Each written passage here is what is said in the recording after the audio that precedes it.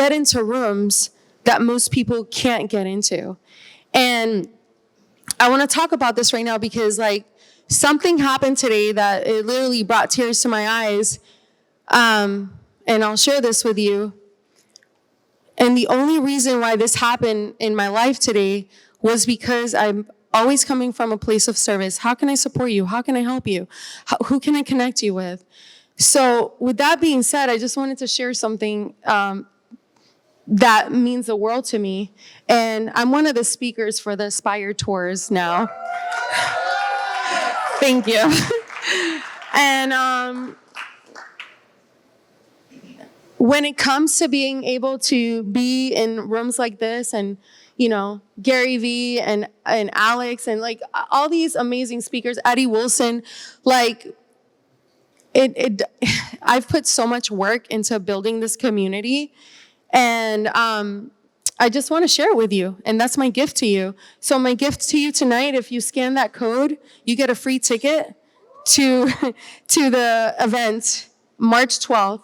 Scan that code, free ticket to March 12th event. And if you want to share that with other people, please do so. I know a lot of you have big communities here. Please share it. And the code is Melitza, so you guys can get your free ticket. And let's go. Let's continue building connections. I'm not gonna lie, I cried when I saw that today, and I'm coming from a vulnerable place right now because we all go through those moments where we don't trust ourselves, or we're not believing in ourselves, or we are going through pain, or we're going through heartbreak, or we're going through situations where we feel that nobody is there for us. But all I can tell you is that God is always there for us. God is always there for us. And and for me, I'm just grateful for all of you being here. So with that being said, I just want to share more about my community. We gather together every single month. We have workshops. We have these monthly events. We have dinners. And for those of you that are interested in really joining a community that's here to support each other, that's what we're here for. So I'm going to go ahead and call a couple of my inner circle members to come on stage. And they did not know this, but I want to go ahead and call Brett Kaufman. Give it up for Brett. Glenn, I want to call you up too so you can talk about what you're building. Come up on stage. Glenn just joined our inner circle recently. Give it up for Glenn. And also, I want to bring in Manning, who's one of the sponsors for the event, to talk about the gym that he just opened. So I just want you to share who you are, what you do, and how people can find you. Hello, everyone. Good to see so many faces. My name is Brett. I have an email marketing agency where we get your emails out of spam so you can make more money from your email list. If you want to find me, Instagram is the best. That's BRETT Kaufman, Kaufman 26. I just want to say, when I moved down to Miami about now almost 5 years ago, I immediately started coming to these events. I've been in this mastermind for 3 years now, and just everything that you've done, the connections that you made, every time I need something, she is always there. So this is the best community in Miami, and I'm so grateful for everything that you built. So thank you. Thank you. Well, this is kind of random that Brett was the one that told me about this community last year, that we're up here together. Thank you so much for that. I literally joined, 2 days ago? Yeah. 2 days ago, I think. I came to one of these events last year and I'm like, man, this is a very, very cool community. And I only spent half the year here. So I'm like, okay, so I was about to leave, and then when I came back and I reached out to Brett, oh man, I really want to join the Epic Talks. And I joined the Inner Circle, which is I think what you were talking about, right? Which is, that's what you guys, I would encourage you to join. I mean, I haven't even been yet, and I joined because I think the people that I've even seen, very small sample, is just unbelievable caliber of business owners, entrepreneurs. What do I do? Been in the online world for many, many years, 17 years. And personal development company. But what I'm really, really passionate about is masterminding, which is what brings me to something like this. This is my thing. that I love to do. Started a very high-end online marketing entrepreneur mastermind called Flight Club 11 years ago. And we get together 3 times a year, very concentrated. But what Maritza was saying about what I'm about to start here in Miami is I have another business I'm building right now, and it's called Speakeasy Mastermind.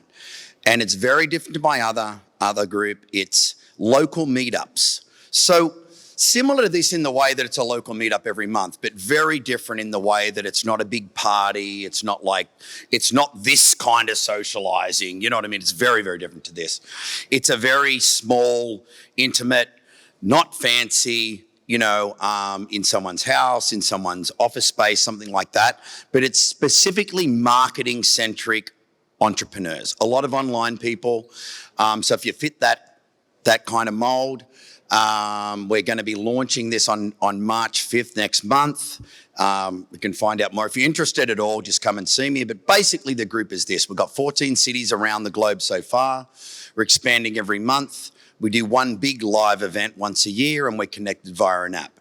But yeah, it's particularly for online, a lot of online people in it, but marketing, biz dev, entrepreneurs is what's kind of a fit for it. But thank you so much for giving me that time. Thank you. Thank you. And I'm the kind of person, whatever city that I'm going to, I know somebody.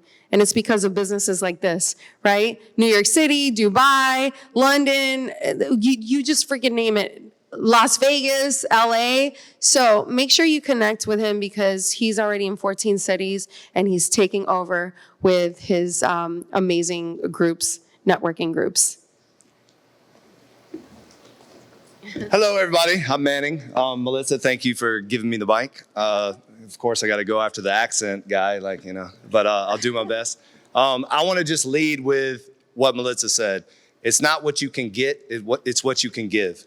And if you lead with giving, if you lead with how can I serve people, how can I add value to others, then things start to happen in your life. And I think we live in a world where it's like, what can I get out of it? What are you going to pay me? What is this? What is that? And at the end of the day, give it away. Give it away. Every single one of you probably has a talent, probably has something to offer somebody.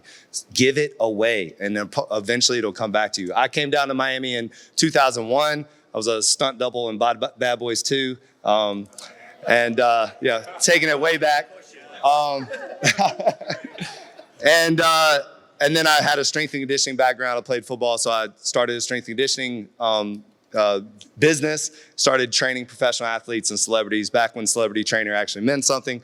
And then blew that up and launched. So I started traveling with clients all over the world. And then I came back to Miami in 2008 and opened my first gym called Legacy, a little 2,000 square foot hole in the wall with no AC in the middle of the hood, Wynwood. Look where Wynwood is today. And kind of saw a vision of what Wynwood would be before everybody else. And now I have 7 locations with 2 more in the pipeline. About to launch in Nashville. And 2 years ago, became the official premium water of the Miami Heat. So out of my gym business, I launched a beverage brand. We have still and sparkling water in a can. And just doing things. But how I met Melissa, she was on my podcast. And there was just so much synergy because of what she was doing, exactly what she's doing here. And at the end of the day, we are trying to add value to the world, trying to stand out and give to other people. No days off is never taking a day off on you. It's a commitment to becoming your best self. And that's something I wake up every single day and strive for so that I can be the best version of me, so I can be the best version for the people around me.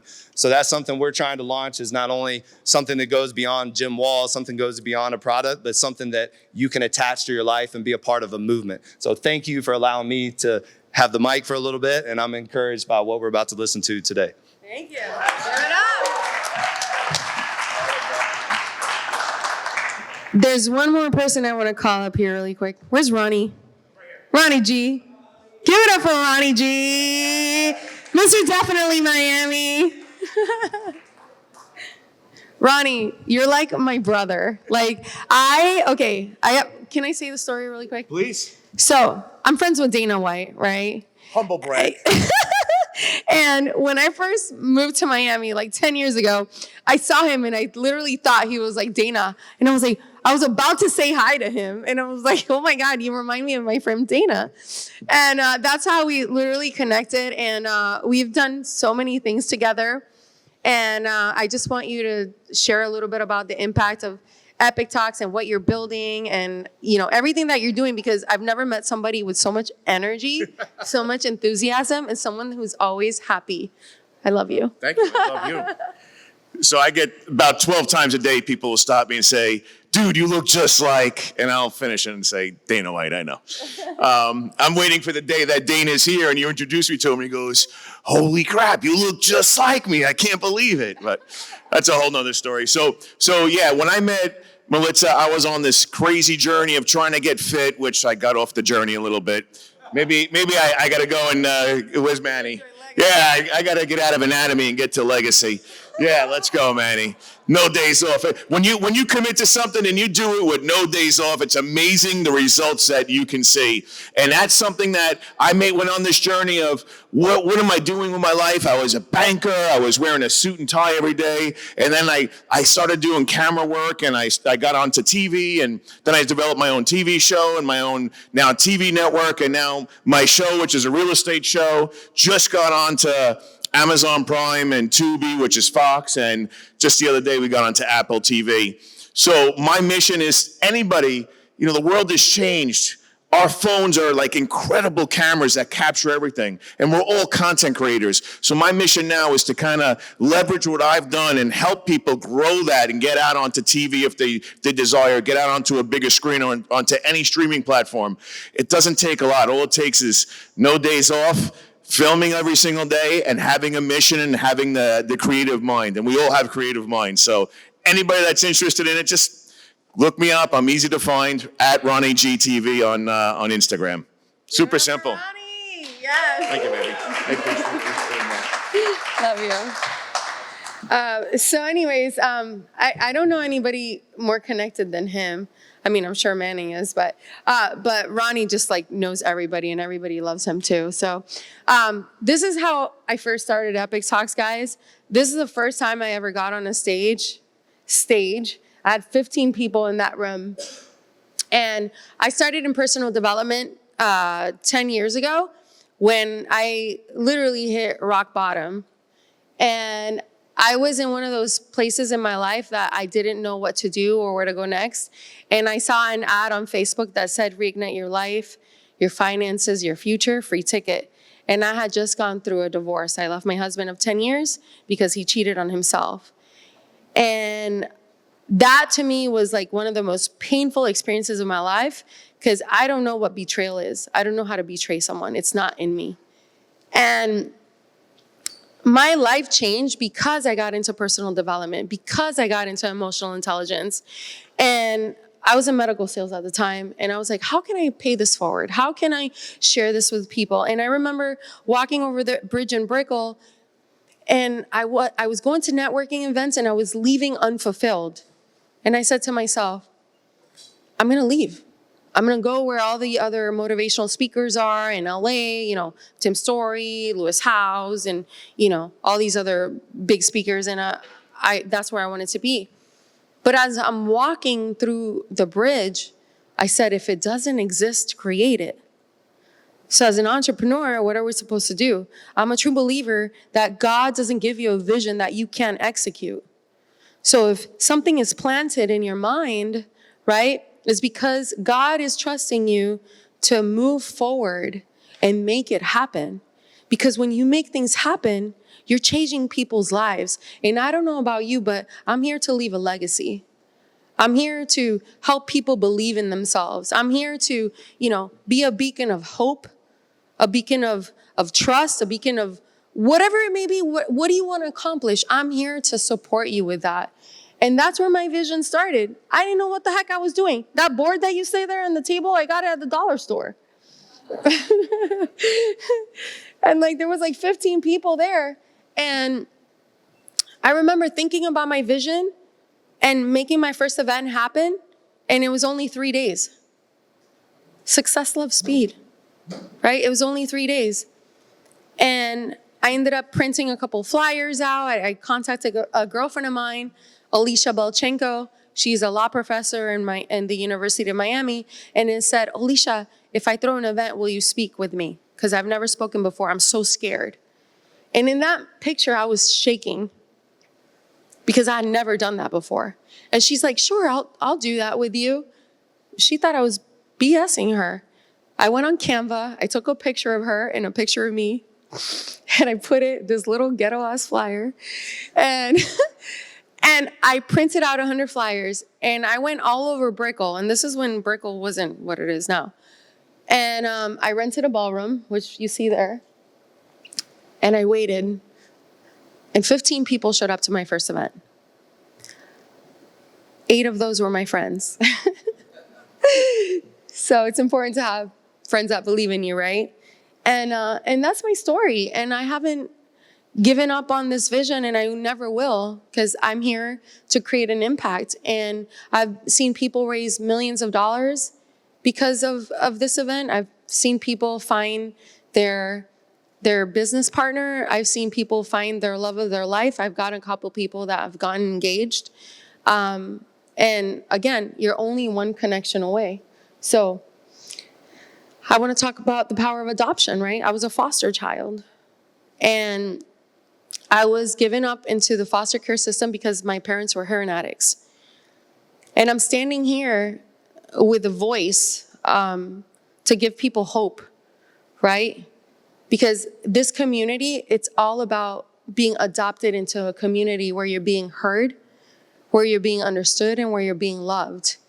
And that's what I'm about, you know what I mean? Because it doesn't matter what you have gone through in your life.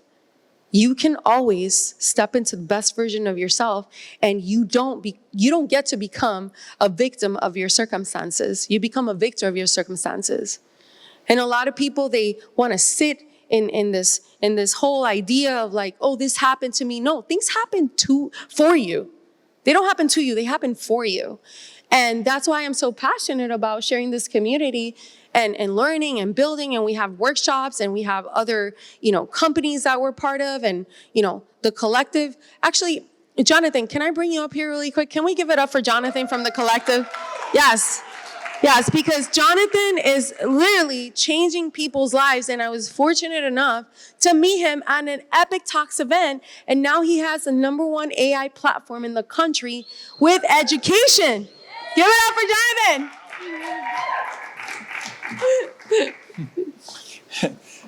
We were actually just hanging out in Texas. Yes. And you know what's interesting? I realized something last night. There's a few women that I was hanging out with yesterday, Sarah being one of them. She brought all these amazing people together, by the way. And I realized something that I didn't even tell you. So one of the events that I came to, first and foremost, when I came to my first Epic Talks, I came as a speaker. I'd heard about it. Jason Stone had told me about it. I'm like, I don't have time for this. I don't have time for this. I came on as one of the judges for a pitch competition. The gentleman that actually won the pitch competition, winning, I think he raised $1.2 million because of that event. And that's where I became really good friends with Melissa and one of my best friends, which is actually Nick. But I realized something else. I haven't even told you this, actually. Because of one of the events that I came to, I actually sold one of my companies. So this is like a badass testimonial that I realized last night, by the way.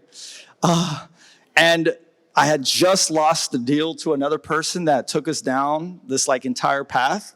And Zach Richmond ended up acquiring one of our companies because I was at an Epic Talks. So the network that you have can take you so far. And that's why we do a lot of JVs together with Epic Talks with the collective.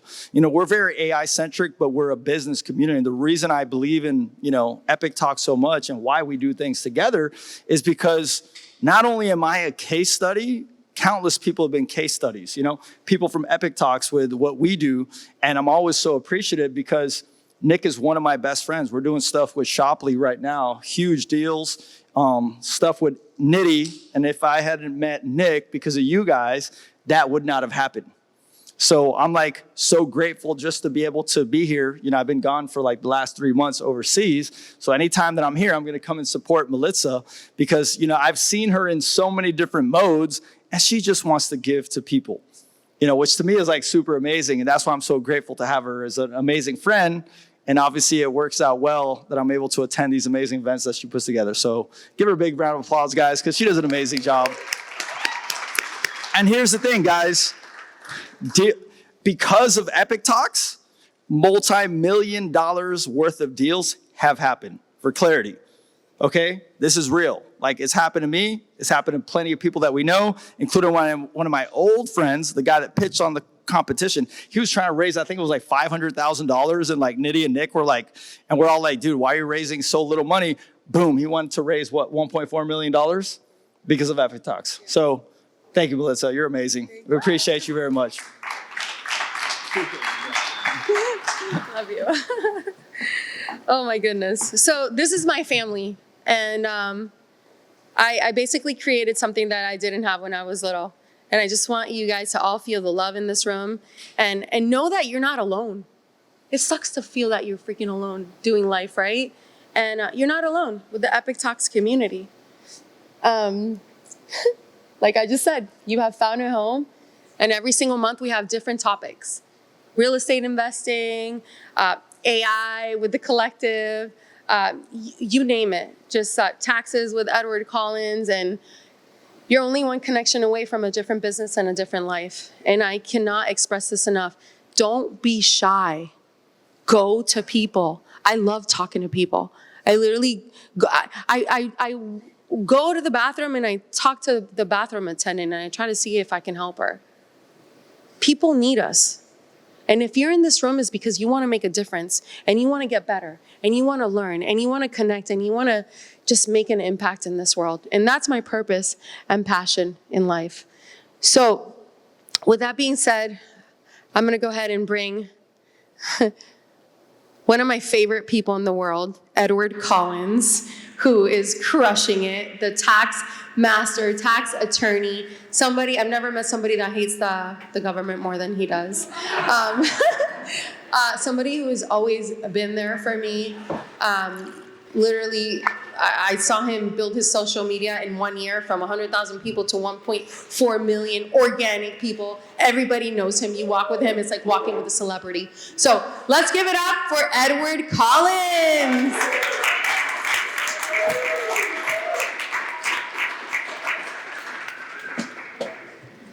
Edward. I'm right here. Melissa, All right. click. Click the next slide. All right. Keep going. Oh my God. There we go. One more. One more. All right. Backwards. Back. Sorry, guys. All right. Back. God. Sorry. There you go.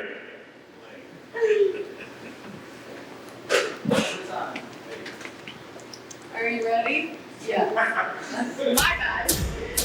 I hate the IRS. Taxes are an erosion of wealth. They are literally the government reaching its hand into your pocket, into your wallet, into your bank account, and taking a portion of it. I don't want you to pay a single penny that you're not required to. So if there's a strategy out there, I've been diving into it for 2.5 decades, so trust me.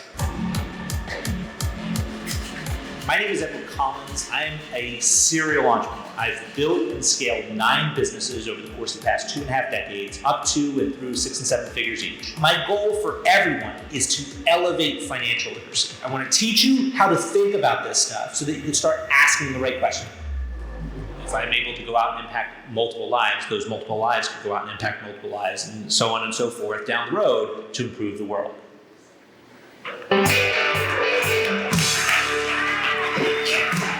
Hey guys, you having fun? Come on, I can't hear you. You having fun? I'm going to be talking about a subject that's not all that exciting, guys. I'm going to be talking about taxation. I'm a lawyer. I'm supposed to be boring. But we're not going to be boring here today. You see, it's been a while since I just got started. Started my very first company back in 1998. I'm old. But here's the reality. Your CPA could be costing you tens of thousands of dollars, if not hundreds of thousands of dollars, every single year. And it's not because the IRS is robbing you, although I absolutely think they are. You see, the reality is, Americans by far are ingenuity machines. We create more than 1 million new businesses every single year. Did you realize that? But here's the problem. 50% don't make it past year 5. And 2/3 won't exist past 10. You see, I refer to this as the SBA statistic. Most businesses fail. But why? Well, it's because the vast majority of business owners are out here playing Twister while the wealthy are playing chess. Both games, both involve game boards, but they are vastly different games. And let me tell you something, if you're playing the wrong game, I guarantee you're never going to win. But if you're playing the right game with the wrong set of rules, how can you hope to win? You see, I've been spending my time over the course of the past, I'd say the past 3 years or so, I'm going to tell you a little bit of a secret, building a private membership community of business owners who are investing with me $50,000 a year for me to teach them the rules of the game. Now, you may say, whoa, that's kind of crazy. And listen, guys, I'm not charging you $50,000 to be here, unless you want to pay. It's totally up to you. But the reality is, they do that because I'm a lawyer. I specialize in tax, estate, and business law. I'm also a serial entrepreneur. When I look at what I do day in and day out, I spend most of my time helping business owners just like you figure out the rules of the game. To figure them out in such a way that you can actually take your business structure and your financial life and get it truly dialed in. Now, if you're a business owner and you're interested in essentially protecting what you're working hard to build and keeping more of every single dollar you make, well, let me tell you something, you're in the right place. You're in the right place because I have something I'm going to share with you that I believe can truly change your life. I fundamentally believe that. But before we get started, we're going to start with a pop quiz. Fair enough? Don't get me wrong, don't get all nervous, guys. This is not back in high school or even university. It's going to be a true-false quiz. But the reality is your answers to these questions I'm about to share with you, they're going to be predictors of whether or not you're going to succeed in business. Fair? Fair? Okay. It's going to be true or false. I'm going to ask you to raise your hand if it's true, keep your hand down if it's false for you. Fair enough? Again, raise your hand if it's true, keep your hand down if it's false. Fair? Okay. Awesome. Question number 1. You are 100% certain that you set things up the right way with regard to your business structure and financial life so that you have nothing to worry about at all with regard to lawsuits, creditors, litigants. Any hands up?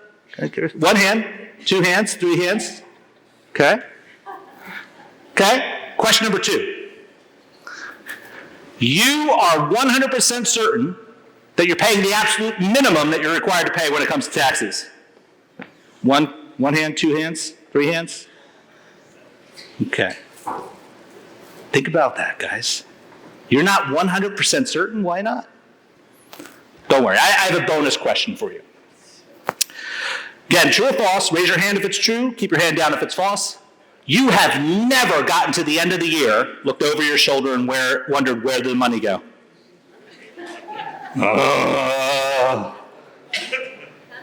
So if you answered false to any of these questions, let me say you're in the right place, right? Because so many of us have answered false to that, right?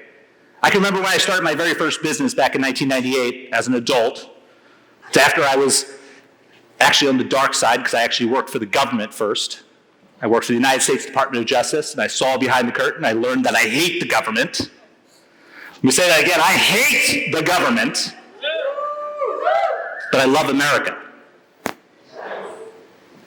I just think the government is fundamentally corrupt. I don't care who the candidate is. They're not coming to save you or I. I think the IRS is legalized mafia. And taxation is not theft. It's extortion because the IRS has guns.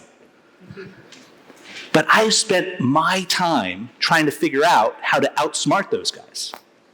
Because when I started my very first business, I didn't start with any real good footing. Now, the real question is, why do those businesses fail? Remember, we have 50% that don't last 5 years, 2/3 won't survive past 10, but why? Well, it comes down to the rules of the game. Most of us are never taught those rules. So when you're looking at trying to get to the outcome, well, why would you want to understand what those rules are? Well, the reality is most of us were never taught financial literacy. Raise your hands if you learned about financial literacy in school. No hands up. And if you don't learn about it in school, the only other place to learn about it is at the kitchen table. But the problem is most of our parents weren't financially literate either. So that's why we didn't learn. So it's not your fault. But are you ready for some truth? Let me say that again. Are you ready for some truth? It's not your fault, but it is your problem. It's not your fault, but it is your problem. Life is what you make of it. But here's the question. The next 30 minutes, I'm going to be sharing with you something that I think is truly transformative. And I'm going to be going fast. I'm going to give you everything I got. But it's up to you to decide what you're going to do with it. And I can tell you this, all outcome requires action. So if you're not willing to take what you learn here tonight and go try to put it into action, shame on you. I'm here either way. And I am absolutely fine with sharing what I have and you doing nothing with it. Statistically, most of you won't do anything with what I'm going to share. It's just the reality of the situation that we're in. But there's at least one of you that will do something. And that's who I'm speaking to tonight. I don't know who it is, but one of you will do something with what I'm going to share. Maybe it's you. Maybe it's you. Maybe it's you. Let's see. Now, you're going to love this, but the question is, when you look at putting your financial life together, it's pretty hard because we don't know what the structure is. Well, I'm going to share with you the exact structure you need to get your financial life dialed in. Now, I'm going to show it to you in this way that's going to help you learn how to protect what you're building and keep more of every dollar you make. It's the perfect two-step process. But when you look at what I'm going to share, if I were to share it right from the get-go, it'd be a little bit confusing. So I'm actually going to show you the basic framework, and then I'm going to add to that framework so that you actually see what I consider to be the ideal hierarchy of ownership pretty much over everything in your life. Again, I'm a lawyer. This stuff is boring. I'm going to try and make it a little bit fun. Fair? Yes, sir. Now, why should you even listen to me, though? Again, yeah, I'm a lawyer. I specialize in tax, estate, and business law. I'm a serial entrepreneur. I've built and scaled 9 companies that I still own today, scaling each of them up to and through 6, 7, and 8 figures each. Not to mention our real estate portfolio, right? Residential, commercial real estate. But that's not the reason to listen to me. The reason to listen to me is because I've personally helped more than 2,000 business owners across 18 industries get their financial life dialed in. And I've spent the past 30 years doing that across the country. So if you're looking to get this environment done, just know that I'm not bragging. That's not why I'm sharing this. I'm just sharing it so that you know that I'm academically trained in the languages of business and money, and I have practical experience putting that training to work in the real world. So if you think about the game of business, I'm both a player and a coach because I've been helping business owners just like you do it. But I can't do the push-ups for you, right? We wish we could do that, right? But what we can do is I can watch you doing it, and I can give you some constructive criticism. I can refine your approach. I can help you get to the outcome, but you have to take the action. You have to take the action. Now, are you guys ready to dive in? Yes, sir. Hoorah. Okay, so before we jump into how to win in business, we have to first understand how to lose, right? It's like if you learn what not to do and just do the exact opposite, you're a step ahead. So there are a few things that I know to be true about losing in business. I know them to be true because I've done them. I've had a lot of failure in life. And if you ever talk to someone who's claiming to be a success who has never failed, they are lying to you. I've hit my head against proverbial brick walls more times than I can count. But when you look at the things that lead to losing in business, if you operate with no legal structure whatsoever, that's a surefire way to lose. There are more than 33 million small businesses in the United States right now. The vast majority of them have no legal structure at all. They're general partnerships or sole proprietorships. So if, God forbid, something bad happens in someone's business, it happens to their entire life. So operating without a legal structure, surefire way to lose in the game of business. Having no risk mitigation, whether you're talking about your personal life or your business assets, risk mitigation is essentially taking the risk instead of bearing it yourself and giving it to someone else, like an insurance company. Right? You're offsetting the risk. You're mitigating your risk. If you fail to do that, surefire way to lose in the game of business. Another way to lose is not segregating risk across different business silos. What does that mean? Well, if you think about your business, imagine for a moment how it would relate to a bakery, right? A bakery has a variety of different ways it could sell its goods, right? It could sell its goods in a bake shop. It could sell its goods online. It could sell its goods to the local supermarket and wholesale. Each of those different ways of selling its product has different types of risk. People are coming into your bake shop to buy your baked goods, they could slip and fall. If people are ordering your baked goods online, they could have some spoilage with regard to your baked goods before they get to them. If they're buying it in a grocery store, you could not include all of the ingredients on an ingredients list and someone could have an allergic reaction, right? Different types of risk. So most businesses, however, they aggregate all of their different business risks into one entity. You don't have to do that. It's just you were never taught that you could actually separate your company into a variety of different divisions in order to separate your risk. Another way to lose at the game of business is sit around and listen to fake guru advice online. How many people have seen my content on social media? My Edward verified videos.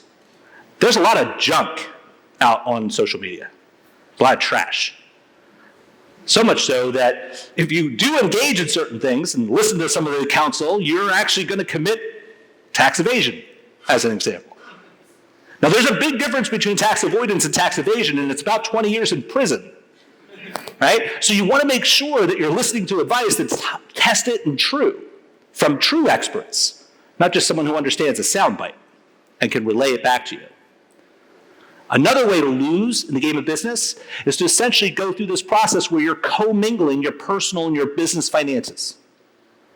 Has anyone heard of the phrase piercing the corporate veil?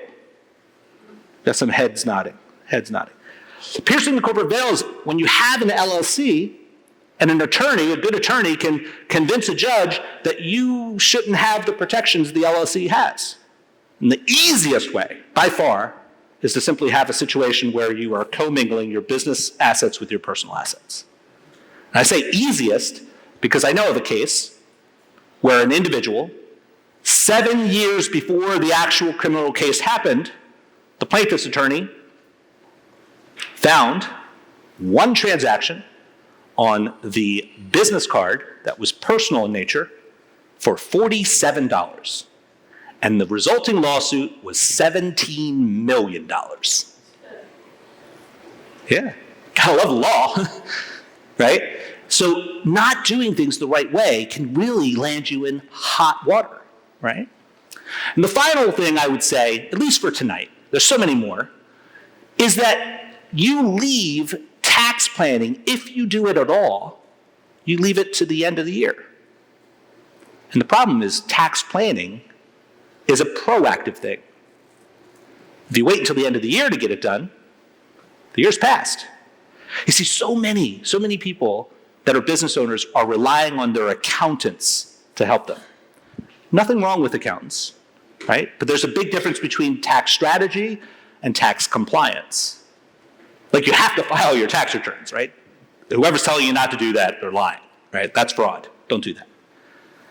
But tax strategy is about what to do next week, next month, next quarter to ensure that next year your tax burden is lowered. Now, guys, I recognize that this is not all super exciting, but it's your money. Are you really interested in giving the government a tip? Hell no. Hell no, right? Why give them a single penny more than they're absolutely required to receive from you? So let's get our financial house in order. Because here's the risk. If you fail to operate the right way, structure your businesses the right way, do the things that potentially could benefit you by just following the rules of the game, it could put you in a situation where bad things happen, bad consequences. How many entrepreneurs in the room are also parents? Got a couple hands raised. In every state, except for Louisiana, Louisiana is a little bit different, but in every state in the United States, did you know that as a parent, you are financially responsible for the liabilities incurred by your minor children? There's a situation where a daughter was driving her vehicle. She was 16, going on 17, I believe. She was in the past her permit phase. Got into an automobile accident, and her passenger died. And her parents were sued. That case was a $7 million case. Now, they didn't win $7 million because it went to what's called a supplemental proceeding, and they ended up with a few $1 million after it. But they lost everything, that family. But the other problem with not understanding what the risks are not understanding what's actually happening with regard to the law, because the law can change too. Like, you may be entering into a scenario where you believe that the law says one thing, but something's changed, and you're not staying on top of it because you're not dealing with someone who actually understands what's going on. You could also be in a scenario where you are operating under the law, but the interpretation of the law changes, right? How many people have heard of the consumer environment where, well, not the consumer, the corporate environment, Corporate Transparency Act, where business owners are required to file something called a beneficial ownership information form, right? People have heard of that, right? Currently, there's an injunction in place which prevents FinCEN from enforcing this thing. But over the past just 2 months, it has changed 6 times with regard to whether the law was in effect or not in effect. It's currently not in effect, but that could change at any moment. So it's upon you to really stay on top of what's actually impacting your business and your financial life.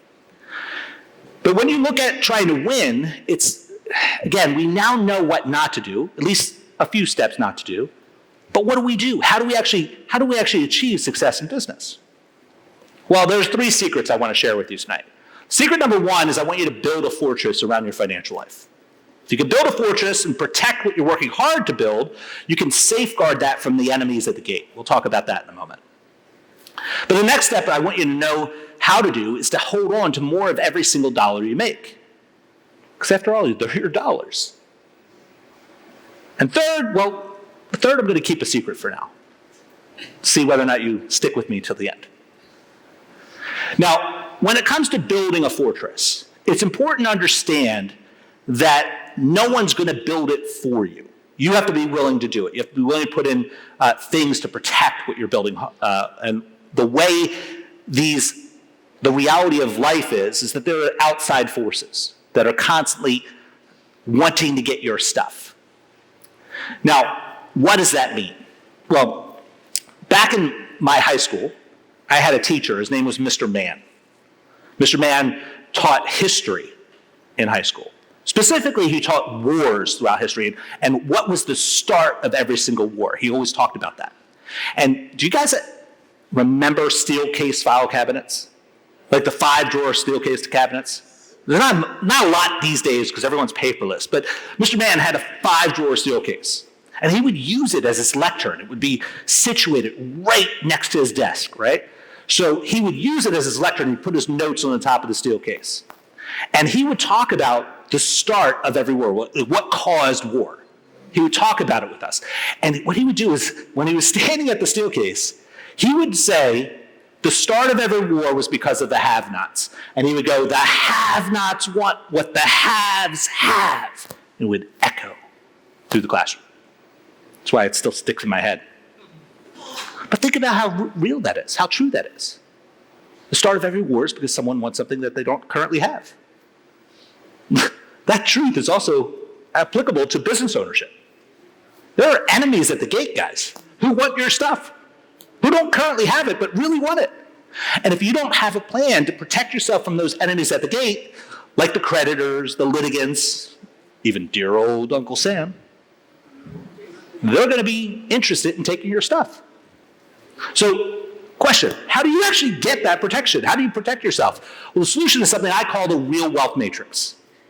It's the ideal hierarchy of ownership pretty much over everything in your life. I taught this to attorneys across the country from the early to mid-2000s into 2010, 2011. And it really involves utilizing a variety of different structures in order to get the protections, to protect yourself from those enemies at the gate. Now, it's a framework. I'm going to share with you guys the framework. But as all frameworks go, your own personal situation may require you to modify the framework so that it's applicable to you. Framework utilizes trusts, utilizes holding companies, and utilizes operating companies. Trusts, holding companies, and operating companies. What's at the top? Trusts. Trusts are an interesting thing. When I look at the framework, this is what I call a vertical. Trusts themselves are intentionally part of this process because the overall vertical design is intentional, right? Everything is done on purpose. It's not an accident. Now, it gives us the ability to then modify those verticals based on what's going on in your life. So whether you're a baker, whether you're an auto mechanic, whether you're an online coach, you can utilize this infrastructure to safeguard what you're building. Now, what does it look like? Well, trust itself is simply a legal agreement, right? It's a legal agreement. And what it does is it involves two parties that are coming together to agree. It involves someone called a grantor or a settler. This party is the one who sets up the trust, who creates it in the first place. And what they're doing is they're essentially going to take something of value and put it into a trust, right? Take something of value that they have and they put it into a trust. And what they're going to do is they're going to have a separate party called a trustee be in charge of it, right? They're going to manage it. They're going to modify it. They're going to monitor it. They're going to deal with that thing of value for a third party called a beneficiary. It is a private legal agreement, which means it doesn't get published on the public record. You don't have to take your trust down to the county courthouse and say, here's my trust, right? It's private. It's private. Now, the interesting thing, though, is there are 77 different trusts in the United States right now. So trying to figure out which one is best for you, that's why you want to sit down with someone who actually understands what's going on in your life to help you select it. They all boil down to two categories, though, revocable and irrevocable. That's a whole nother topic for another day. But the concept of trust I want you to really resonate with is that it is a private agreement. What type of agreement? Private. Private agreement. Now, holding Holding company is something different. See, a trust is something that is a legally definable thing, right? If you go into the legal books, whether you're talking about Black's Law Dictionary, whatever it may be, there's an actual definition for it in the law, what a trust is. Holding company, on the other hand, is not such a thing. Holding company is a term of art, right? Because there's nothing in the law that actually says what it is. So when I use that phrase with my community, I want you to understand I'm talking about something, a business entity, that you've created to own things, right? So what is it created for? Own things, exactly. So the concept, though, is pretty interesting because what does it own? Well, it can own businesses, it can own financial assets, it can own real assets, like real estate.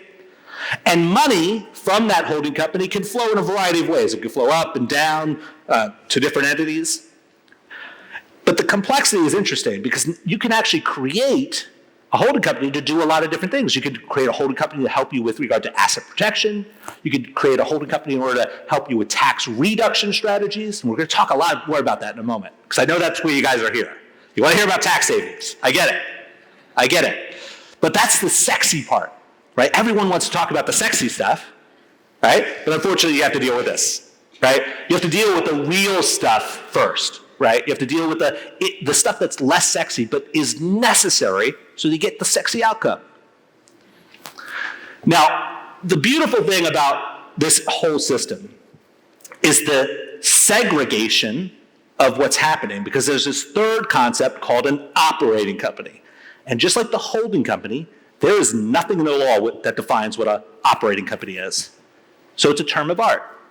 So when I use it with my community, I'm talking about a business entity of some sort that's going to engage in commerce. The buying and or selling of goods and or services with the public. That's commerce. Why is this important to know? Because commerce is where you can get sued, right? Because you're dealing with the public. The holding company doesn't deal with the public. So it can't get sued. Well, I'm a lawyer, so I never say can't. People can sue a holding company, but it typically won't survive litigation. So this is where we start to get some interesting stuff happening. Because the operating company can send money up to the holding company for management fees. You can defund where you potentially could get sued, right? This is where it gets pretty exciting for a lawyer, right? Lawyers, I'm so excited because now I get to protect what I'm working hard to build. I get so excited about this because the infrastructure then gives us the ability to understand that at the operating company level, maybe we're engaging in some things for asset protection. Maybe we're engaging in some things for scale.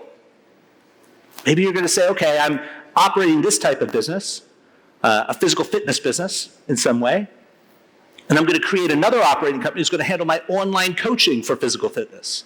And I'm going to have another company that's going to handle all of my intellectual property, or maybe another company that's handling all of my technology that I'm going to license out to all of the other gyms and online fitness experts.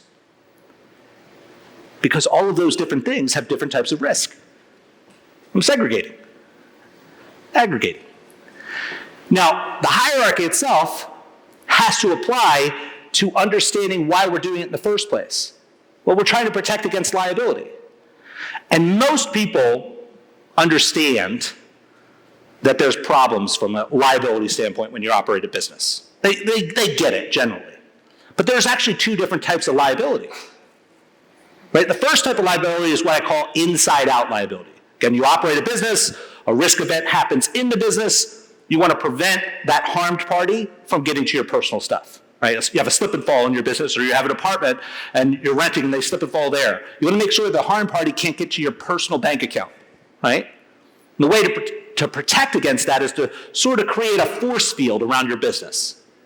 The classic example of how to do that would be setting up like an LLC for your business structure. Right? Because the vast majority of businesses don't have any formal legal structure. Using a formal legal structure gives you the opportunity to protect it. But if you engage in asset protection, the vast majority of people stop here. because they don't recognize or at least appreciate that there's actually another form of liability. It's called outside in. You guys actually live outside of your business, right? Don't get me wrong, I own 9 companies, so I know it feels like 24/7 I'm working. But the reality is you live outside of your business. And that means you could potentially get into a situation where harm is caused outside of the business. Your LLC doesn't help you with that. And you want to prevent that harmed party from being able to take your personal stuff or your business stuff for that matter. And the way to protect against that is sort of to create like a cloak of invisibility, so the world doesn't even know what it is you own. I call this the Bentley effect. Like you're driving a Bentley, you crash into a Toyota Corolla, right? Whether you own the Bentley or not, they saw you're driving it. You're the target, right? You want to prevent the world from knowing everything about you financially.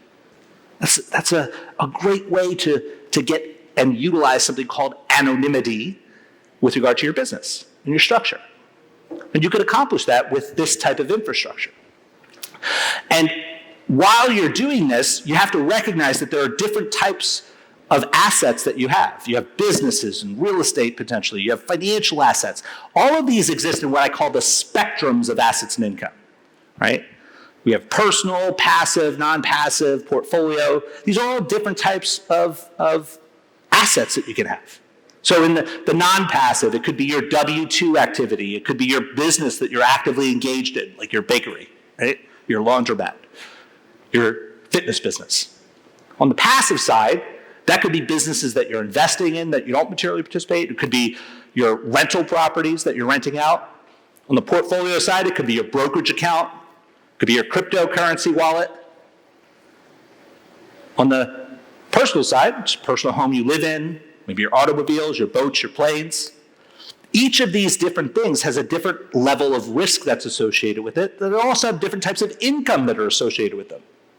So when you're structuring your financial life, you structure it with the idea of what's happening in that particular spectrum. Again, I recognize how boring this could be. I get excited about it. But when you think about it, if you had your non-passive, like your W-2 activity or your business activity that you're actively engaged in, well, you can utilize the Real Wealth Matrix framework to apply to your situation, right? You can have trust at the top. You can have a holding company. You can have a situation where you set up a family management company. Again, I remember hands going up for parents that are business owners, paying your kids in your business. You hear about it online. How many people have heard someone say online, pay your kids in your business? I can't tell you the number of times I've walked into a scenario where someone heard it and was doing it the wrong way. There's actually a right way to do it. Setting up a separate family management company could be the right way for you. Now, when you're talking about passive, like imagine your rental portfolio. Again, we may have a situation where we're going to utilize trust and a holding company, but let's say we're talking about residential real estate. Well, in that case, I may wish to use a land trust instead, and then have a beneficial owner because I don't want my name on the deed, right? When you look at my personal scenario, I have 17 different trusts, like a lot of trusts. You guys don't need that.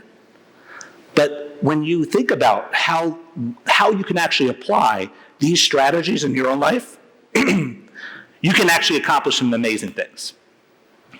On the portfolio side, let's say we're talking about your crypto wallet or your brokerage account. Well, most of you own that in your own name. And if you are in that Bentley effect situation, your liquid assets, which is your portfolio assets, they're the ones that the attorney wants to go after first, because they're liquid. You could actually choose to own it inside of a holding company so that the holding company would prevent that litigant from taking your portfolio, even if they win. Even if they win the case. This is how you protect your wealth. Your personal assets, maybe you just utilize a personal property trust in order to set it up the right way, your house inside of it, so that it's off of the public record with regard to you and your name being associated with it on the deed. Now, when we look at this from a step back view, right? I want to take a look at the entire infrastructure. Well, we can look at it and we can apply so many different ways of setting up our financial life the right way so that we get the outcomes we desire. The outcome in this portion of the talk, asset protection. Asset protection. But the amazing thing is now we have infrastructure. We have infrastructure, right? Because there's a hierarchical ownership structure called the real wealth matrix. It is the ideal hierarchy because it protects us from both inside out and outside in types of liability. And it gives us this opportunity to go through this process of designing infrastructure. And you may say, Edward, why do you keep saying that word infrastructure? It's because the tax code is a recipe book. It's a recipe book. But just like any other recipe, you need the right stuff. Right? If you want to make a chocolate cake, you need more than just the ingredients. You need more than the flour and the eggs and the cacao, right? You need the pots, the pans, the ovens. You need the infrastructure. The same thing happens with the tax code.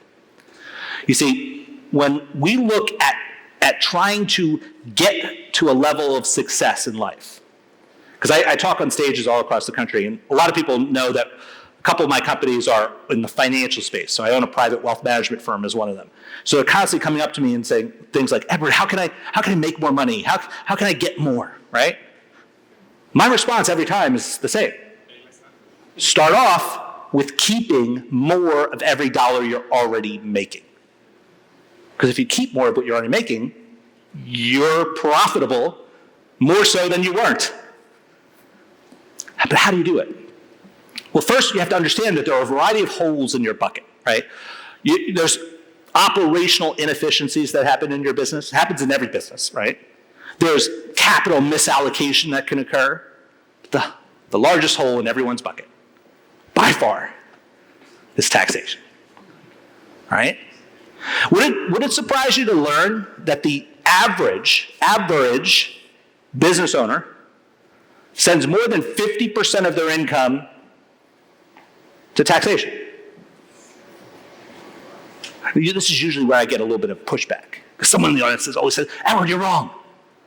The top tax rate is 37%. So what are you talking about more than 50%?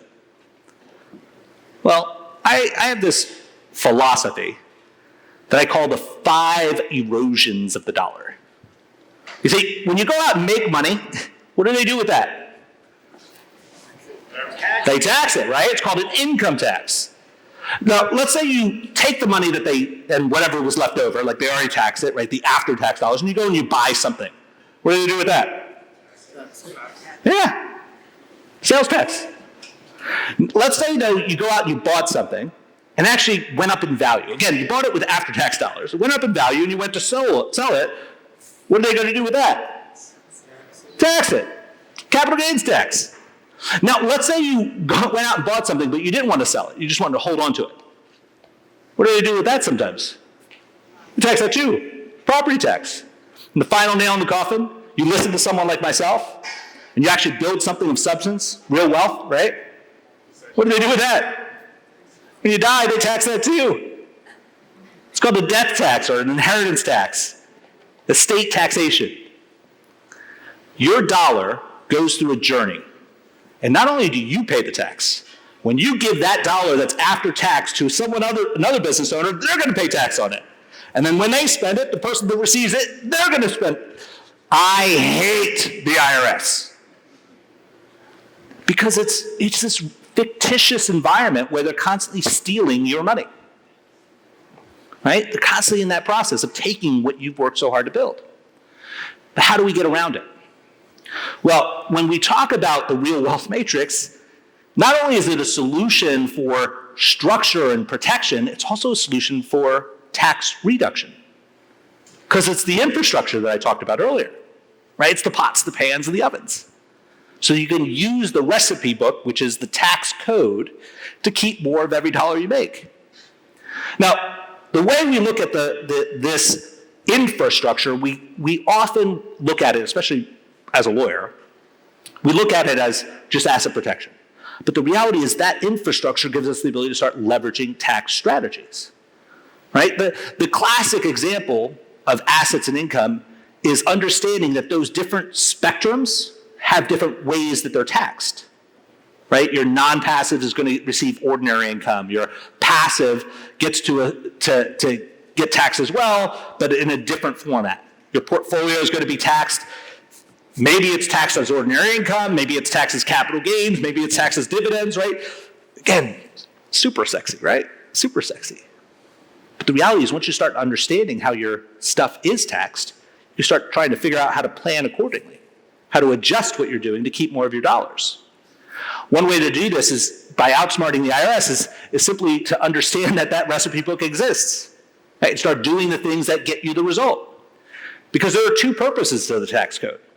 The first one most people understand, right? It's to raise revenue. Now, I disagree with this a lot because the reality is we spend about $4 to $6 trillion a year to operate the federal government. We only collect about $2.5 trillion of tax, which means we borrow the rest, right? Or that comes from printing money. So if we could just print more money, why are we getting taxed, right? But that's what happens, right? We think of the tax code as a revenue raiser for the government. But the real purpose of the tax code is to be an incentive program. It's designed to get you to do certain things or not do certain things through the law, right? Through the law. And they incentivize us with three amazing carrots, right? Deductions, credits, and the most beautiful word in the tax code, exclusions. It's like a cloak of invisibility around your money. They don't even consider it income. And when you can learn this stuff, you can start saying, okay, well, how can I then use the structure that I'm working hard to build to keep more of my dollars? Well, there's a strategy under legal structure that we could actually start to change how we operate our businesses to keep more of our dollars through leveraging something called an S corporation, right? We're going to talk about this. What is an S corporation? When we get into the implications of what infrastructure gives us the ability to do, we can start taking this strategy and say, okay, how can I just change the type of entity I use to earn my money, right? An S corporation is this special type of tax election that happens where you tell the IRS, I want to treat my business sort of like both a business and an employer, right? I want to be both a business owner and an employee. You may say, well, Edward, why do I want to do that? Because when you're an employee, you can give your employees certain benefits, even if you're the employee. See, the S corporation, the easiest way to start to talk about it is to understand how your income is taxed when you're operating your business. If we talk about you as, let's assume that you do set up legal structure and you're going to operate as an LLC or even as a partnership, either way, you're being taxed as a self-employed individual. And the problem with that is this horrible F word in taxation. What the FICA, right? This is an environment where the IRS says, we want you to chip in to pay for other people who are currently drawing down on a system because they were lied to in believing that Social Security was an account that they have socked away somewhere. It's not. Social Security is paid based on current payees into the system, people who are actually contributing. So your income is taxed at 15.3% for self-employment tax. Then it's taxed again for income taxation. A lot of business owners forget about this. But if we were to use a scenario where we assume that you earn net $100,000 of taxable income, that would result in $15,300 of self-employment tax, which would give us just $84,700. That then gets income taxed. A lot of people don't understand that that's how the tax code actually works. You pay self-employment tax first, then you get income taxed. The problem with this is that's voluntary. You don't have to do it this way. You can choose to set your business up a different way. You could choose to set up something called an S corporation election, where you're just telling the IRS, I want to be treated differently. Now, regardless of how your business is currently structured, you could set up a separate silo, a separate vertical that operates a different way. You could set it up because the S corporation treats you, again, like both an employer and an employee. and you would pay yourself something called a reasonable salary as an employee of your business. Reasonable doesn't mean fair, it just means reasonable. I have a whole matrix by which we do it and how we show business owners how to keep more of their dollars. But the income that you pay yourself as an employee, that will continue to be self-employed tax. But all of the other money that you take out of your business is now compensation that you get for being a business owner, like an investor in your company. So it's treated more like a non-qualified dividend, which means there's no FICA. No FICA, you get to save that money. So if we look at it, if we look at this structure and we assume that you choose an S corporation election, again, we'll use the same scenario. You have $100,000 of net taxable income, because it keeps the math simple. But we assume now that 50% of that gets paid to us via employee, and 50% gets paid to us by being the owner of the company. Well, that would be a situation where we would only have to pay $7,650 of FICA, not $15,300. Making a very simple election, which is one form, 2553 of the IRS code, one piece of paper, in this scenario would save you $7,650. And everything else about your business is the same. It's just accounting. I know it's not super sexy. But I'm curious, what would you guys do with an extra $7,650 that you didn't have to send to the IRS? Would you invest in your business? Would you invest in marketing? Would you go out to a couple of really nice dinners? Would you rent a yacht for the weekend? Turn it into a marketing event? Take some photographs? Instagram moments? Right? There's so many different things. These are your dollars. If you can learn to just redirect what you're doing and how you're doing it, you actually get to keep more of your own money. Beautiful system. Beautiful system. Now, when we look at getting outcomes that matter, the S corporation itself is just a starting point. Because once you're an S corporation, or you use the S corporation in your overall ecosystem, it gives you the ability to start doing some amazing things. Because you can, where do you live? Where does the S corporation live? You can put it in the holding company level.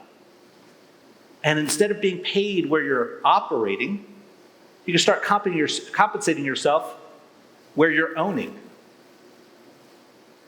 So you get to defund your operating company where you could get sued, pay management fees up to your holding company where you can take advantage of tax saving strategies.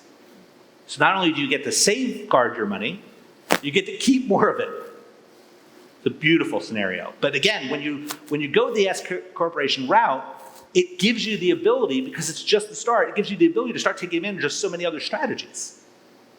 Because as an employee, the S corporation could save you 5 figures or more in taxes, but it just opens the door to other strategies, like an accountable plan as an example, where you can now reimburse yourself because you're an employee, because the accountable plan allows a business to reimburse the employee for any business use of the employee's personal stuff.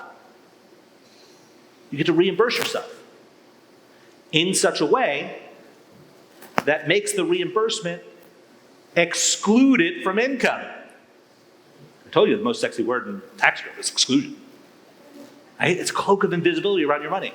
The company gets to take a deduction for paying it to you, and you get to receive it income tax-free. Beautiful.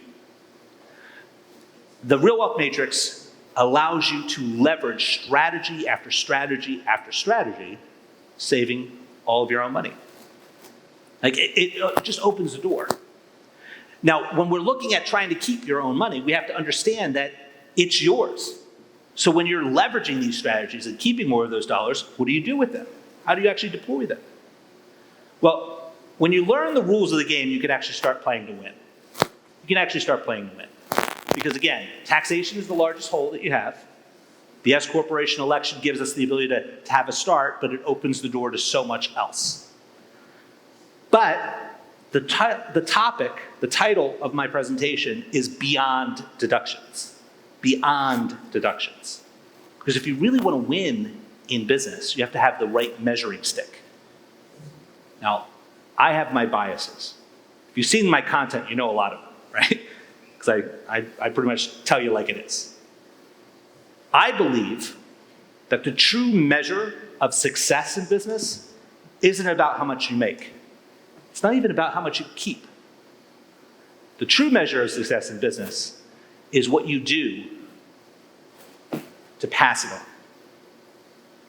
That's the true measure. I have two little ones. My son Ryan is 11, just turned 11. Daughter Victoria is 9, although she acts like she's 19 most of the time. What I do, don't get me wrong, I enjoy a lot of it, right? But I'm doing it because I want to build legacy. I want to build legacy. So if you're interested in getting beyond deductions, there's a very simple concept that I want to bring us back to that can help lead to that. Because if you look at your financial life, God forbid something happens to you, a lot of people are interested in stepping in to take from your family before they get it. There's something I refer to as the probate highway. A lot of people may not know this, but if you think about your financial life, and imagine that you're driving down a road that ends in a cul-de-sac. We have a lot of cul-de-sacs in New Jersey. That's where I was born and raised. I haven't seen many cul-de-sacs in Florida. But in New Jersey, cul-de-sacs are everywhere. And imagine if you're driving down a road that ends in a cul-de-sac, but you're pulling a trailer behind you that has all of your worldly possessions, everything you own, your house, your automobiles, your bank accounts. It magically carries everything. If it gets to the end of the cul-de-sac, a will deal with it. It's a probate asset. But there are these two turnoffs before you get to the cul-de-sac. One is called an operation of law. The other is a beneficiary designation. But it's important to understand that probate will likely cost anywhere from 3 to 10% of your probate estate. And that depends on which state you die in. In Florida, it's going to be about 5%. So if you had $100,000 estate, probate estate, your heirs would owe about $5,000 to settle your financial affairs. God forbid something happens to you. But the reason I hate the concept of this is because probate costs are 100% avoidable. That is a purely voluntary fee that you are going to put onto your heirs if you don't plan. Purely voluntary. What do I mean by that? Well, probate itself could cost your heirs thousands. Right? Like if you had an estate that was $1 million, let's say, you may say, well, Edward, that's a pretty big estate. Well, not really, because it's everything you own. Right? It's your houses, your bank accounts, your life insurance proceeds, your business. Right? It adds up pretty quickly. That could cost your family $30,000 to $100,000 of completely avoidable fees. Completely avoidable. How do you avoid it? Well, the real wealth matrix is the answer. Because remember, what was at the top of the real wealth matrix? Trusts. Trusts are awesome. Trusts are awesome. Trusts are a will substitute. They give you the ability to avoid probate. Completely. And it's private. Right? Because a trust would own the asset for you. So when you pass away, which, sorry to say, will happen, no one likes to talk about it, but it's the truth, the trust doesn't. So there is no probate. It still owns the asset. It's private. It's an avoidance tool. It gives you this ability to understand that your nosy neighbor doesn't have an ability to find out what it is you own. A will is public. Right now, if you want to, you can go down to the surrogate's office and take a look at all of the wills that are currently in probate. You can look at all of their assets. In fact, if you're a real estate investor, you should probably do that because there's a lot of opportunity in those lists. Right? But the concept here is that you want to understand what probate is, a public process. A trust is private. It keeps your business your business. And this puts you into a path where you can understand that this mechanism gives you the ability to have continuity, right? Because it survives you. if God forbid something happens to you, even if it's not death, and you're just unconscious, well, if you don't have a plan in place to deal with that, everyone else has to figure out how to get it done. And that figuring out usually involves a court. Now, I know it's weird hearing a lawyer say, don't do that, because lawyers make out in that, right? Like, lawyers do really well when you have to go to court. I'm telling you don't do that. Just get a trust. Put everything in trust. Own it inside of the real wealth matrix. Structure your financial life so you get the outcomes you desire. It could own your business assets. It could own your real estate assets. It could go through the process of your financial assets, right? It can own all of your personal assets. Trusts are probate avoidance tools that you have a say over what happens. Who has a say? Me, right? Who has a say? Me. It's your life. You can either plan or not. Either way, tomorrow will come.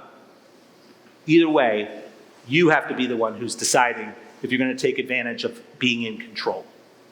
Are you going to be in control? Your actions in a trust, as long as they are conscionable, this private agreement can accomplish so many things. So as an example, I have incentive provisions in many of my trusts. This is designed because I don't want my kids to become trust fund babies. We are very wealthy. Like, I'm not ashamed of it. I'm an unapologetic capitalist. I've done very well. But I don't want my kids to leverage that wealth to complacency. Right? So I have incentive provisions in my trusts. So for my kids to get money from my trust that's beyond healthcare and educational assets, right? If it's stuff that's really personal in nature, the only way they can access it first is to earn money outside of the trust. And my trust will match your income. Now, because my wife has knocked some sense into me, she's incorporated an alternative that my kids don't necessarily have to work, but as long as they're productive in society and doing good things in society, like volunteering for charitable causes, they can also earn money from the trust for the hours spent dedicated to improving the world, right? These are incentive provisions. Incentive provisions. I also have what are called bloodline provisions in my trust. Because the divorce rate right now in the United States is 53%. And I want to make sure that my money stays in my family's bloodline, not subjecting it to divorce, so that it doesn't become a marital asset. There's also bloodline provisions in the fact that it keeps those dollars protected from a spendthrift situation where one of my children, if they ever get into a financial issue, those dollars are not their dollars. So a litigant can't take it. It stays in my bloodline. It stays in my bloodline. I also have charitable goals that are part and parcel to my trust, where my kids will be part of a process where we talk about charitable aims, because they'll be incented to go out and donate money to certain causes that they get to pick, right? They get to pick. This is what I mean by beyond deductions, guys. Going beyond the things that most people will maybe do to get outcomes that most people will never, because they won't do the work. This is about creating real legacy. That is winning at the game of business. That is beyond deduction. Beyond deduction. Because a trust will ultimately put the control of everything in your hands. That's why I put it at the top of the matrix. Top of the matrix. So when we're talking about wealth transfer planning, we want to understand that the trusts are the key, right? Trusts are those probate avoidance tools. They give us the ability to have a private arrangement set up so that it's not aspects of public record. And it gives us the ability to put you in control, put you in the driver's seat. Now, when you look at the entire situation, this, now as part of your repertoire, you have the groundwork. So the question is, what questions are you going to start asking the professionals you have in your life tomorrow? Write some notes tonight. Set a reminder in your phone to think about this at 9:07 a.m. tomorrow. 9:07 a.m. tomorrow. Do it. Because I can't make you do the push-up. But I can tell you when you do the push-up, it puts you on a path to getting result. Puts you on a path to getting result. Now, there are two paths that you have. right? You actually have two different decisions that you can make today. Decision one is keep doing what you're doing right now, right? You have a scenario where you're just going to focus on deductions. You're going to go through this process of trying to pay taxes just like everyone else does. Your accountant is a glorified historian, guys. They spend all of their time, effort, and energy just trying to figure out how to best tell the IRS what already happened, right? It's yesterday. You may also go about thinking that planning for legacy, that's optional. I haven't built anything of substance yet, Edward. I don't want to put a trust together. I don't want, this is not that complicated, because imagine that you actually start building something that is worth protecting. If you wait until it's more sizable, the attorney is going to charge you more. They just are. It's your dollars. Be in control. Because you could take path number two. You could take path that says you're going to start off by structuring your business the right way, even though it's not as sexy to start there. You can go through a process where you use strategic tax planning instead of reactionary tax preparation. You can go through a process where you actually get to pass your wealth on with intention. Path, the decision's yours. You get to choose which way you want to go. Now, the question is which one? Which one are you going to take? Because one path leads to stress and overwhelm, uncertainty, wasted money. I hate wasting money. I hate it. The other path gives you the ability to be in control, right? It gives you security. It gives you the opportunity to create financial freedom. Like these are decisions you need to make. Now, I have a path for you if you're interested in staying in tune with some of this stuff that we talk about tonight. I have a free newsletter. I send this sort of stuff out to you guys for free. It's up to you if you want to take advantage of it.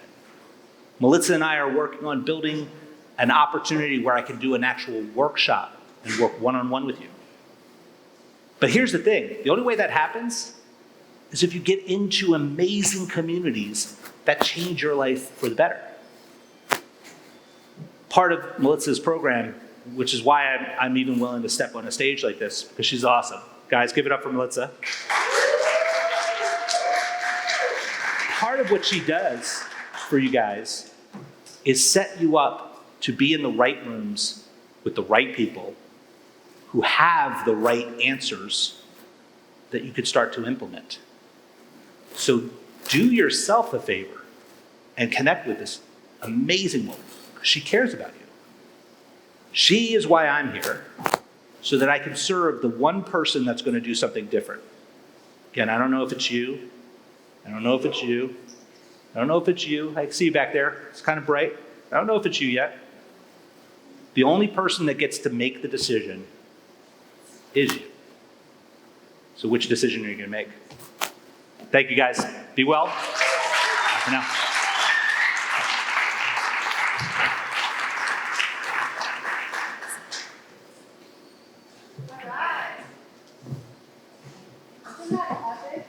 Yes? Give it up for Edward Collins. How many of you got the opportunity to scan the code right now? Do you need it? Do you want me to reverse it really quick? Yeah, reverse? All right.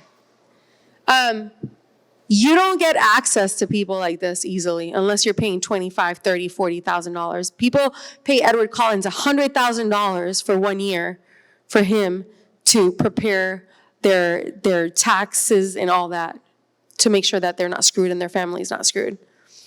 And he's here being of service. Why? Because you're one connection away. And this one connection, I got to meet this incredible man here at an Epic Talks event. And if you guys are interested in joining this community and being part of it, we have an inner circle. We have my team over here. We have monthly dinners. We have workshops where we teach about everything: taxes, social media marketing. TikTok is back. Is Liz still here? Liz says she had to leave. I don't think she's here, but I know TikTok is here to stay, just saying. But it's a family. So anybody that's interested in wanting to learn more about the inner circle, you guys can go over there. Alex, say hello. Can we give it up for Alex really quick? He's been here all day, like prepping. You want to find out more about the inner circle, make sure you go to that table over there, and also join myself and Edward on his workshop that he has coming up. And thank you so much for being here. Does anybody have any questions for Edward? Is he still? Yeah, Edward's still here. Anybody in the audience, any questions that you have for Edward Collins? Anyone? Nobody? One person over here? Can you stand up really quick? I can't see you. Can you come forward? I can, sorry, the lights are bright. Can you come closer? I keep seeing something thrown online called a non-grantor. It's called the non-grantor irrevocable complex spendthrift trust. Can you shed any light on that? Here you go, Melissa. Thank you. Thank you. Testing, 1, 2, 3. Testing. Anyone? You guys hear me or no? Yes. Just in case. I actually did a post on this very recently. The non-grantor spendthrift irrevocable trust, right? It's a scam. Okay? At least the way it is being promoted, 99.9999% of the time, it's a scam. There are ways to utilize trusts, but let me share this. Trusts are not tax avoidance mechanisms. Anyone who tells you can save money by opening a trust does not know the tax law. Trusts are actually really bad when it comes to taxation. That's why you have to structure them in the right way in order to benefit you. And here's the thing. I'm going to give you guys a free tip. Go to the irs.gov website, irs.gov. The top box is a search bar. Type in, write this down, type in abusive trust tax evasion schemes. And that trust is listed by the IRS as a problem. They are aware of it. They are going after people who are leveraging it. Now, again, is there a way to leverage it towards beneficial outcome? Yes, but it is far less of the case. Like 99.999% of the time, you could end up in hot water. So I would suggest avoiding it with even other people's money. So don't use your own, definitely. All right, thank you. Thank you. All right, anybody else have another question for Edward? One more question we're willing to take here? Yes? My question is, Microphone. there are a lot of talks also about the IUL. And I know that this is another subject that can go very bad way for many people. Yes. Okay. So life insurance. One of the companies I own is a private wealth management firm. So we actually do sell life insurance for some of our clients. But we take what's called a fiduciary approach to it, meaning I don't charge commissions. Right? I don't do that. I sit on the same side of the table with my clients from a risk standpoint. I don't charge those that I serve commissions. I'm a fiduciary. Life insurance is an amazing tool, but it is not an investment alternative. It's not. It is a risk mitigation tool. So when you buy life insurance, you are shifting risk to an insurance company so that you can get paid, God forbid, or your family can get paid, God forbid something happens to you. The problem I have with how IUL, which is called Index Universal Life, how IUL is often sold is that it's sold as an investment alternative, and it's just not. Also, the structure of the policy, most of the insurance agents don't even know how the fees work inside of those types of policies. And when you look at life insurance, there are two main types. You have permanent insurance and term insurance. Term insurance is like renting a house. You're renting the insurance for a very limited period of time. Permanent insurance is like owning a house. It builds equity in the form of cash value. But there's a lot of different types of permanent insurance. Right? IUL is one, whole life is one, universal life, variable universal life. These are all different types of policies. And the problem with IUL is a lot of people don't understand how they are costed, like what the expenses are inside of them. And every year your insurance costs go up. And these products are pitched on social media as being the end all and be all, so that you could be your own bank, right? How many people have heard that? Be your own bank strategy, right? The problem is that if you structure a policy the wrong way, you will actually hurt yourself financially. What's the wrong way? Well, most insurance companies pay higher commissions when there's a bigger gap between the life insurance death benefit and the cash value. So the larger the gap, the better the commission. The lower the gap, meaning the higher the cash value, the lower the death benefit, the lower commission. So if you're paid by commission, which one are you incented to sell? The one that pays the higher commission. I mean, I'm an unapologetic capitalist. I get it. I understand the motive. The problem is that's the exact opposite the way you would want to design it in order to be your own bank. To use the Rockefeller method. How many people have ever heard of the Rockefeller method? I have an entire video for free on YouTube, literally laying it entirely out. So you can go to our YouTube channel and just get it for free. Awesome. All right, so we're done with the questions. You guys want more of Edward Collins? Make sure you scan the code. Let's put some music on. We got 30 extra minutes of networking here. Thank you all for coming to Epic Talks.